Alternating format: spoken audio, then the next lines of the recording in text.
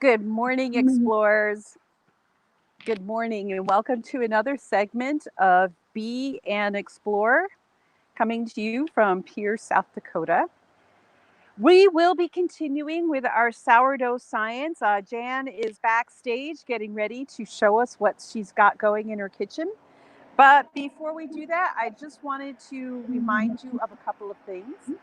One is that we do have our Explorers kits for sale at the South Dakota Discovery Center website, and it has all kinds of cool things, including our thermometers. And you can see we are well above nice, headed towards hot at approximately 22 degrees Celsius. If you don't need everything in the kits, you can email store@sd-discovery.org. If you already have a kit, you still are eligible to get a cloud viewer. And also, we are getting a delivery today of the Backyard Birds of South Dakota. And this has a lot of the birds that you will see in the backyard. Not all of them. Oops, here comes the truck. I have a Swainson's thrush hopping around my backyard, and I was not able to find that. But almost all the other birds I've seen are in this book, and that's courtesy of the South Dakota Game Fish and Park. So thank you to them for donating these books. So email store@sd-discovery.org to get your cloud viewer or your bird book. Otherwise, hop on the website and you can purchase the Explorers Kit. This is our last week of daily live streams. Tomorrow I will be here. I'll be cooking with sourdough, but outside. So fingers crossed on that one. But let's go to Jan. Good morning, Jan. How are you today? Mic is mute. Okay, there we go. I am well, and I'm excited to share with everyone all the things I've got going in terms of baking with sourdough. So to start with, last night I mixed up my dough. I use a recipe that is an overnight rise, which makes it very simple. You just mix it up and go to bed, and it's ready to be put into the oven. And the oven is at a screaming hot 450 degrees. Now, you won't be able to see me do this, but what I have in my oven is, well, you can kind of see the steam coming off of the lid of my Dutch oven. So I'm going to put the dough in its parchment paper in the oven. Put the lid back on. This is definitely something the adults in the household need to be doing. This is extremely hot. And now it's in the oven for 30 minutes with the lid on. And what happens there is when we're baking bread, there's moisture in there, and by leaving the lid on, the steam builds up inside the container that it's being baked in, and it allows the crust to get really, really crusty. So I'm going to go back now, and we're going to look at some of the things that we started on Monday. So the first thing we talked about was just the mixing of the dough and some water and adding a little oil, and I spread it out on a pan and I baked it. So now I have some really tasty, simple crackers with absolutely no form of yeast or leavening in it. So these are the crackers that were made. I've been eating them. The other thing you can do with sourdough is you can make crackers with the sourdough. And it's very simple. You take some sourdough starter, because once your sourdough gets going, it needs to be used. And this is I'm pulling out of the starter. This is the starter I started on Sunday, and we can see the great air bubbles. That's telling us it's working. So I'm taking out a cup of sourdough out of here, and then I will add some more water and flour later on. So I've got a cup of dough, and from there I would add some oil. Use either, a mild oil, vegetable oil or olive oil, and some salt, and then some cheese to make crackers. And this is the result of making my sourdough crackers. Now they have a slightly different look than the cracker that wasn't sourdough. So here we have the plain cracker. It's pretty flat. No, you can't really see any bubbles or anything in it, whereas there's a little bit more lift to the sourdough cracker. And they also have cheese, which gives it some places to have some air pockets, but the sourdough crackers. And that's what I'll do with this batch of dough later this morning. I'll make some more crackers. So I don't even have to get those at the store anymore. So talking about the starters, this is the starter that I started on Monday. I started it in this jar. It's outgrown the jar. I'm going to need to put it in a bigger jar and feed it, but it is getting nice and bubbly, which is telling me it's working. And you can see the dough kind of the foam, and it's all the bubbles and things in it. So this is in good shape.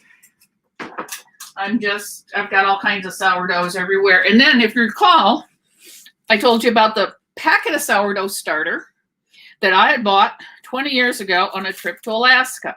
Never used. Well, I followed the directions for that and mixed it up and set it aside. And now this is ready to be used. So I now have multiple sourdough starters and a kitchen full of dried sourdough. So what we're going to do now is talk about making the bread. In any kind of baking, you're going to mix dry ingredients with wet ingredients, in different combinations. And so with the sourdough recipe, and I'm just making a small batch here, I'm going to use, this is part whole wheat, part white. So I've got a half a cup of whole wheat flour. The regular recipe calls for a cup and a half. So I've cut it down, I cut it in a third. Then I'm going to use 2/3 of a cup of white flour and a little bit of salt. Now, salt does help with things rising. It also adds a little bit of flavor. So now I'm mixing the dry ingredients, and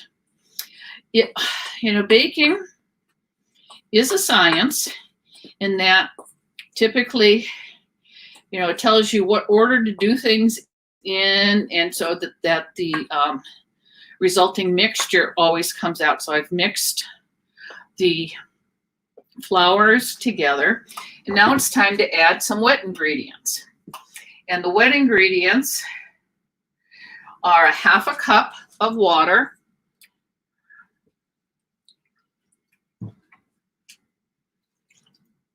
and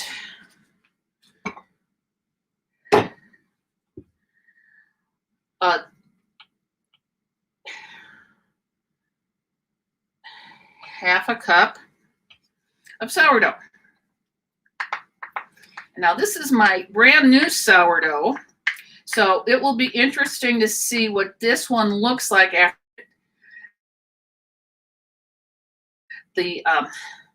I used my old sourdough to make the bread, and it was extremely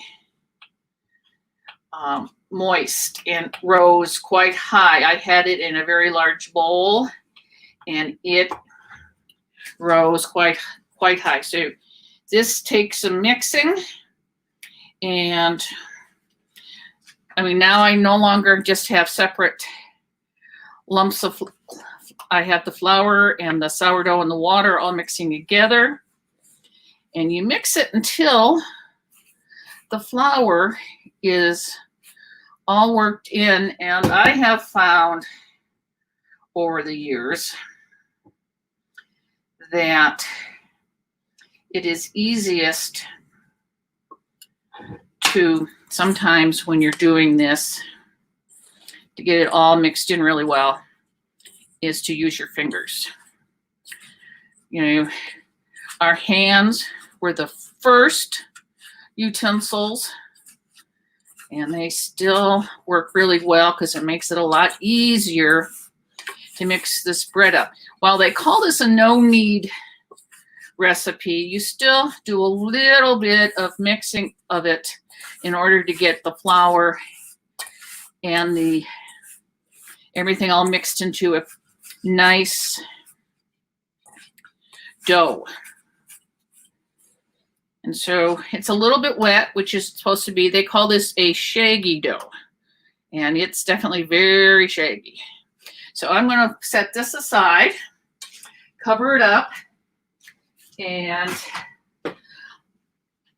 it will sit, and we'll see if this cutting the recipe in thirds works. That I'll have to check out later. So now I've got the flour, I've got the sourdough. Now it's time for me to feed my sourdough because of the fact that I took so much out of it. And so I've added my flour. Now I need my tablespoon to add that last little bit.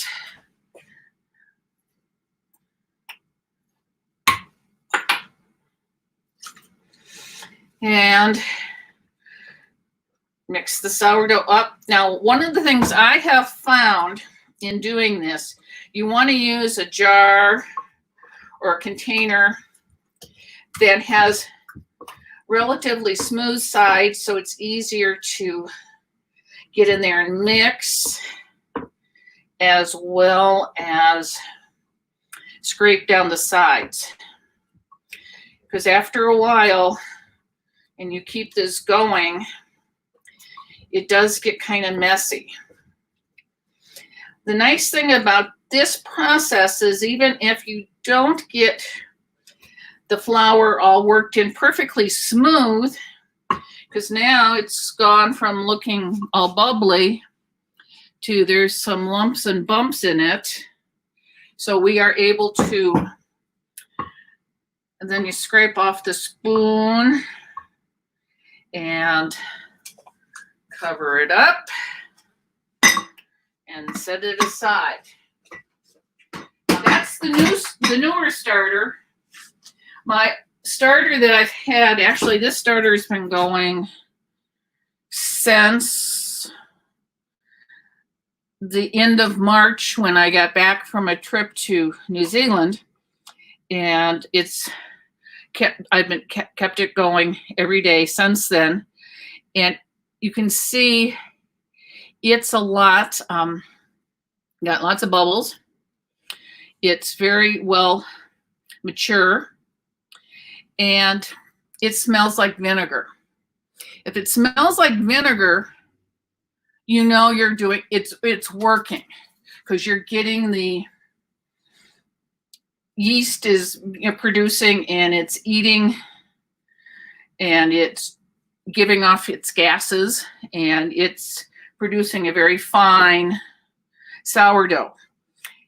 Once you get your sourdough going, it does take feeding. You feed it daily.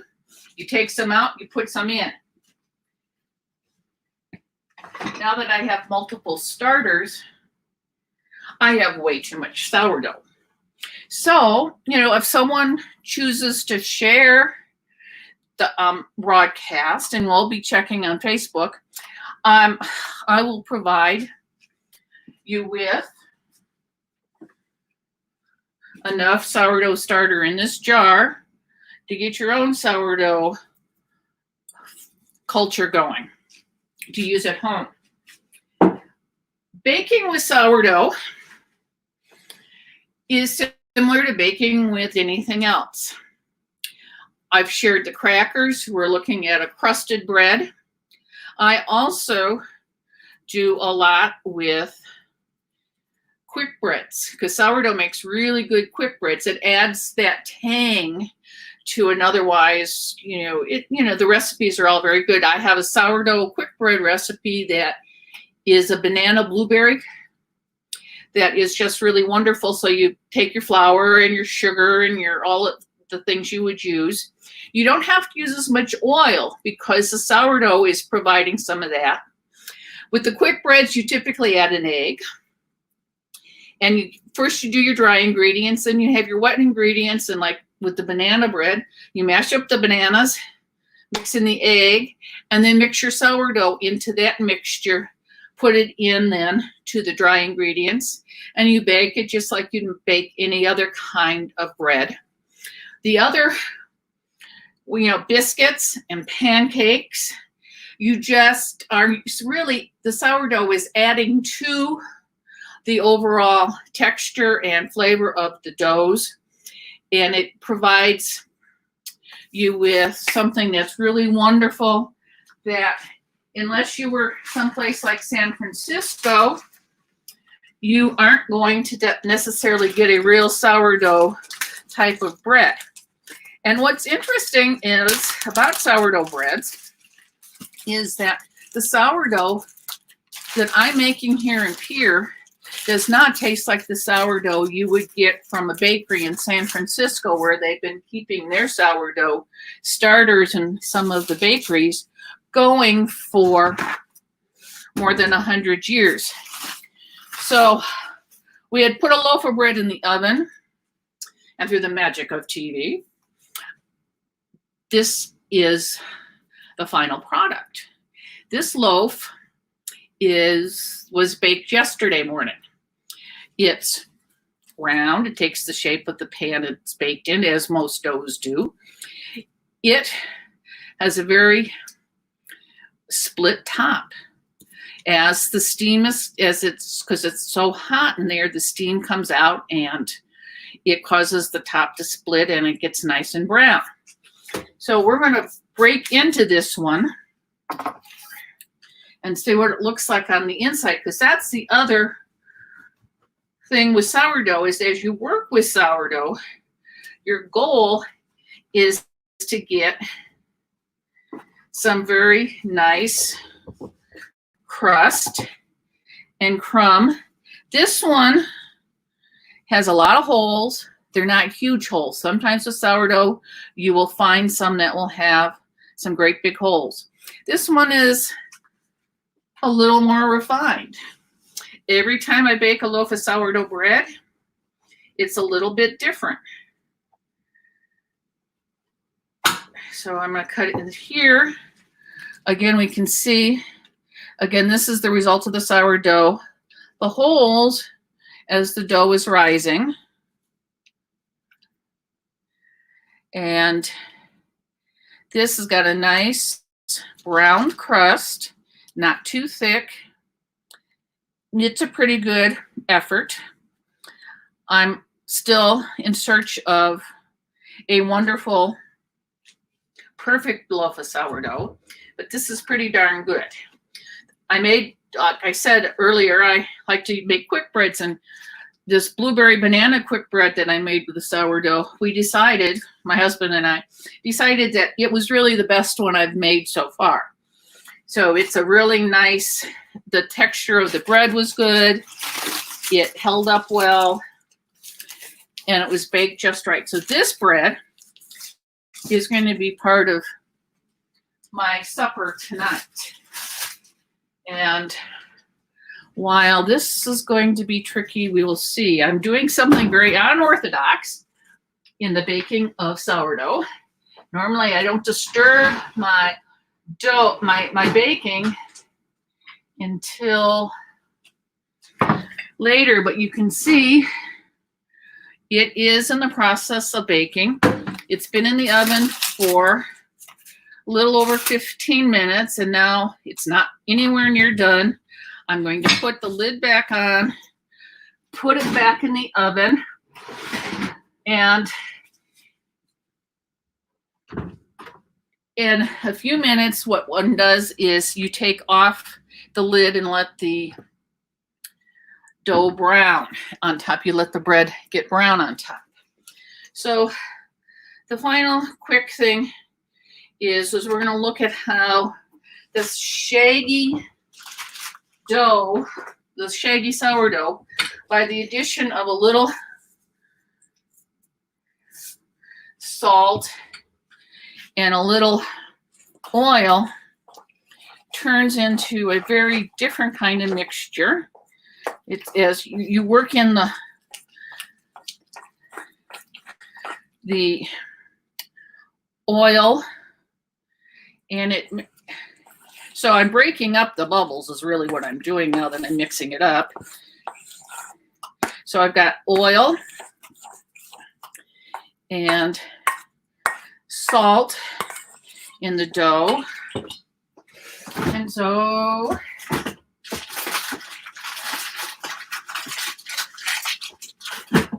having a small kitchen makes it easy to dig things out when I need them. And I'm going to add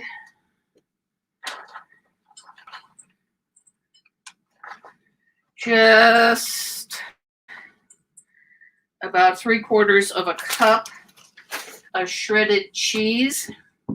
This cracker recipe, I've done it with mild cheddar. This is now with sharp cheddar. I tried it with an Italian cheese mix. Didn't like that as much. So now we have another. In this one, we've got the dough, the water, the flour, the oil, and the salt all combined. But the shredded cheese will not, it stays in its form until it gets baked. And so after the bread comes out of the oven, I will take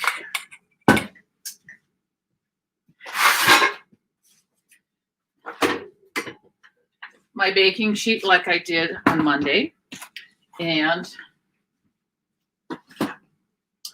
put some parchment paper down and make the crackers. So again, if somebody shares this, we will arrange to get you a sourdough starter of your own. In looking for recipes, well, let me tell you, there are a gazillion recipes out there on the internet. And so some work better than others. I've tried some that were a dismal failure and others that I modified before I even made it. Normally, you know, they say you should, when you try a recipe, you should try it as written. Well, now that I've been doing all of this baking, I've discovered what works and what doesn't. And so I am constantly in search of new recipes and modifying recipes. So again, the sourdough has been a success. My bread is baked. It's working well. I've got another loaf in the oven to be shared. And this is all from Jan right now. Science Blast with Jan has run its course for this season, and hopefully we'll see some of you at other events as we move forward with summer programming with the Discovery Center. So thank you very much.